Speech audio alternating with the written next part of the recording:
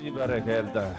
Ақсақалы айтқан сөзіне қаламақ сұрамайтын, азаматы еткен еңбегіне табанақ сұрамайтын, ынтымағымен ырысы жарасса басына бақыт пен бағы қатар тұралайтын қадірлі қазақ жұртшылығына ассалаумағалейкум деп бір амандастырып есептеңіздер. Той құтты болсын ағайын, жұғысты болсын барлықтарыңызға.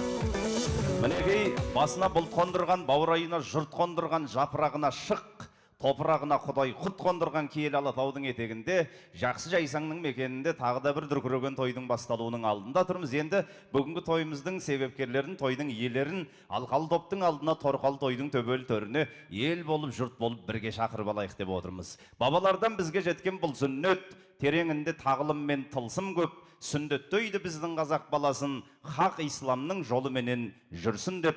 Бабалардан бізге жеткен сүннет бұл, Мұхаммедке үмбет бол деп үндеп тұр. Ашамайлы атқа мініп марғұлан атырапты шаңдататын